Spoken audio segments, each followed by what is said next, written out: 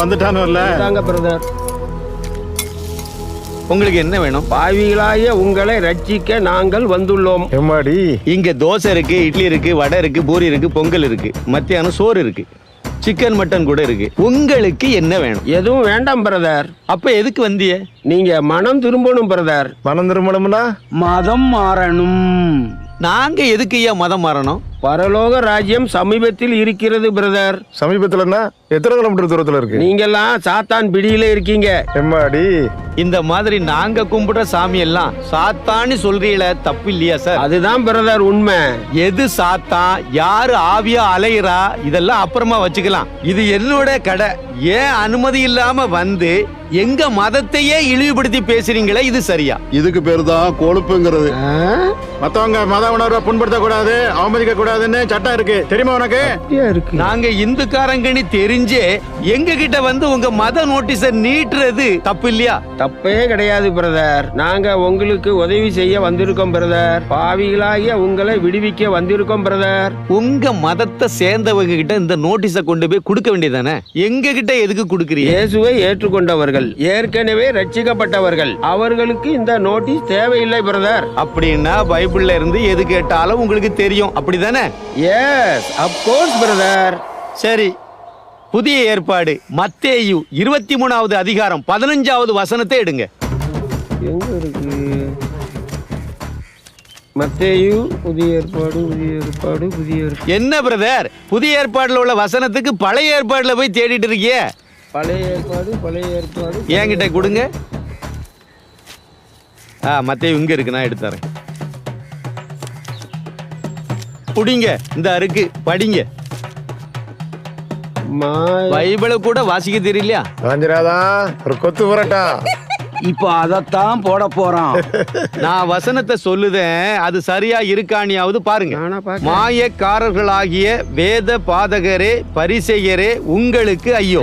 ஒருவனை உங்கள் மார்க்கத்தான் ஆக்கும்படிக்கு இப்புவியையும் சமுத்திரத்தையும் சுற்றி திரிகிறீர்கள். அவன் உங்கள் மார்க்கத்தான் ஆனபோது அவனை உங்களிலும் ரெட்டிப்பாய் நரகத்தின் மகனாக்குகிறீர்கள். அப்படியா போட்டிருக்கு? இதுக்கு அர்த்தம் சொல்ல முடியுமா உங்களால? தெரிஞ்சா சொல்ல மாட்டேனா? இந்த லட்சணத்துல எல்லாம் நம்மள ரட்சிக்க வந்து ஒருவனை உங்கள் மார்க்கத்தான் ஆக்கும்படிக்கு இப்புவியையும் சமுத்திரத்தையும் சுற்றி திரிகிறீர்கள். அப்படின்னா ஒருத்தரை உங்கள் மார்க்கத்துக்கு, அதாவது கிறிஸ்தவ மதத்துக்கு மாத்துறதுக்கு நாடு கடந்து கடல் கடந்து வாரிய. அப்படி ஒருத்தரை மதம் மாத்திட்டீங்கன்னா அவருக்கு நரகம்னு அதுல இருக்கு. இது வேற. அதுவும் எப்படி நரகமா? உங்களை மாதிரி டபுள் தண்டனை. உங்களிலும் ரெட்டிப்பாய் நரகத்தின் மகன் ஆக்குகிறீர்கள்.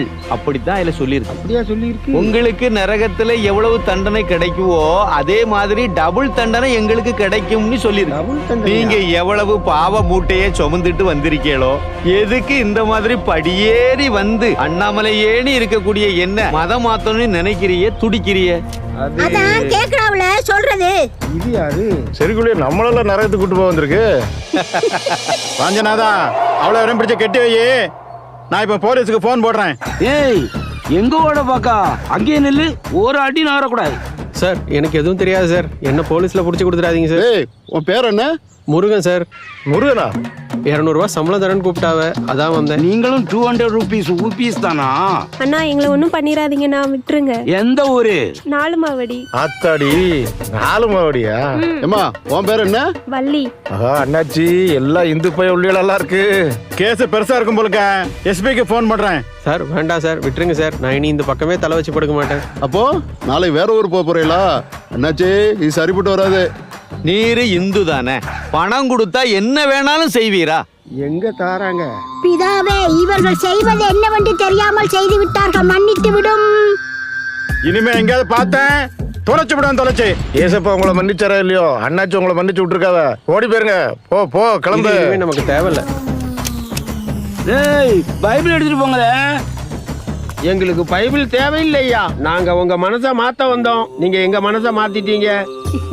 நாங்க ஜெயிலுக்கு போக விரும்பலையா, திருப்பரங்குன்றம் கோயிலுக்கு போறோம் ஐயா. நீங்க நல்லா இருப்பீங்க, எங்களை மன்னிச்சு விட்டுருங்க ஐயா. நாங்க இனிமே இந்த பக்கமே வர மாட்டோம். திருப்பரங்குன்றம் முருகனுக்கு அரோரா.